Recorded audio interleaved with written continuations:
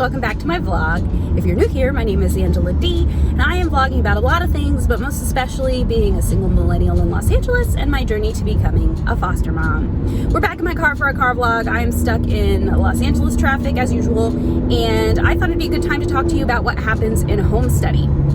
This is particularly timely for me as I have a home study this afternoon, which naturally means I spent all last night and most of the early morning hours shoving things into closets. Basically, when you start the foster care process, you have to do something called a home study. Not only do they kind of check your apartment to make sure it's safe and accessible for children in foster care, but they make sure that you are qualified to be a foster parent emotionally, financially, physically. And so I think in Los Angeles County, you have to do a minimum of 3, but it's up to the discretion of the placement social worker, of the social worker who's doing your home studies, how many they want to do. This will be my 4th home study. I am hoping it is the last because I started this process in October. Most of my classmates were done with their home studies mid-December, and it is now the end of January for me. So, also please excuse the lighting. The sun is coming up, and for a while it's going to be on my side and then it's going to be behind me. So for home studies, it's kind of 2 things. They come and they look at your house and they make sure it is safe and accessible for foster children. So that basically means making sure your furniture is in working order, making sure you have screens in your windows so that they don't fall out if they decide to, push on the window. The children, that is, not the screens. They make sure you have a working refrigerator. They make sure you have access to a toilet, bath, and sink. They make sure that your plumbing is in working order and that they don't want your water to get to a certain high temperature, because if a child starts washing their hands and then it starts to burn them, that would be awful. I live in an apartment building, so I have no control over that. But since it takes a good 5 minutes for my water to even heat up sometimes, I think those children will be fine. So they make sure the kids have a place to sleep, whether that be a crib or a bed. They make sure your house is in basically working order, like no crazy leaks, nothing, no mold, that sort of thing. Just a general safety check. And then on top of that, you have to, baby-proof your house. You have to plug all the sockets, the open sockets with plug protectors.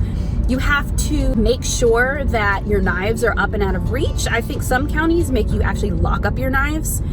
I think Los Angeles is just, they have to be inaccessible to children. And since my children will be 0 to 6 months when they come to me, I'm not really worried about it. I don't even have a set of knives. I have a paring knife, that's it. But I will eventually invest in some knives. I just haven't yet. You have to get a fire extinguisher, and it has to be a certain grade of fire extinguisher. It can't be like a small one. It has to be like a regular size fire extinguisher. You have to get a carbon monoxide detector. You have to have flashlights. You have to have a first aid kit. You have to have a lockbox for both prescription drugs and over-the-counter drugs, which I thought was excessive since, again, I'm having infants. But whatever. I guess they're certifying me no, they certify your home, not you as a person. Anyway, I had to get a lockbox for my Excedrin, migraine, and Tylenol.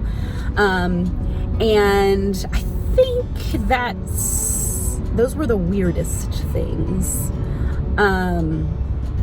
I did a video a little while ago about going to IKEA to get furniture, and I discussed having to get a dining room table, and I double checked with my social worker, and I actually don't. It's not a requirement that I get a dining room table or a kitchen table or any sort of table. I don't have a lot of space in my apartment, so I made the decision not to do that. I decided that I was only going to do things that were required of me instead of going crazy above and beyond, because there is a chance that they could still say they don't want me to be a foster parent in the system. So I'm not going to turn my life upside down for something that may or may not happen. Once they get your house all figured out and have decided that it's safe for foster children, they then ask you questions about yourself and see if you're emotionally and financially and physically able to foster. You have to sit with them and talk about your childhood a lot, because I guess the theory is they don't want someone who's still holding on to childhood baggage to be raising kids that have experienced trauma, because the reactions that you have to your trauma in your life can feed off of the trauma that the children have.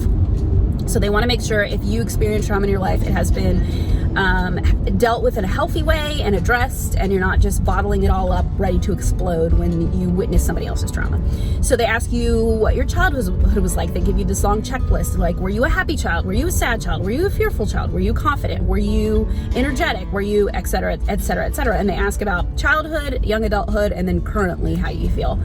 And then they ask about your parents, whether or not you're estranged from them. What was your mom like growing up? What was your dad like growing up? Did you grow up with your grandparents? Or, you know, whoever the custodial parent is. They ask, like, were they attentive? Were they neglectful? Were they abusive? Did they spank? Did they yell?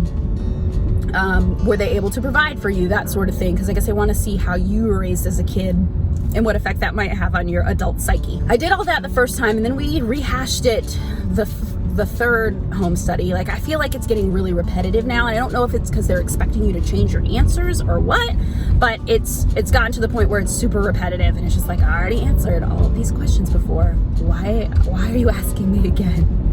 So you kind of just have to go with the flow and answer all of those questions. And then they ask you about your work. Like, what are your hours? Can you accommodate the many, many appointments that these children have between therapies and doctor's appointments and visits with their parents, which is called family time in Los Angeles? And like, could you be available for that, and how much of it? And like, what does your schedule as a person or as a family, if there's more than one person in your family, how would a foster child schedule fit into that? And then they talk to you about your family map. I think that's what it's called.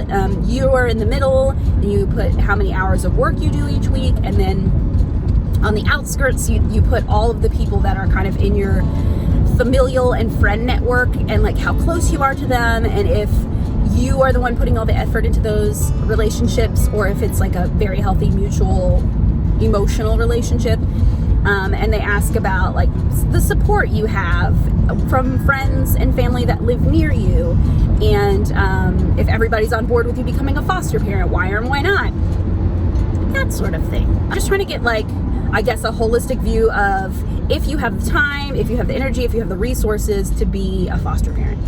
I don't know what else I can tell these people.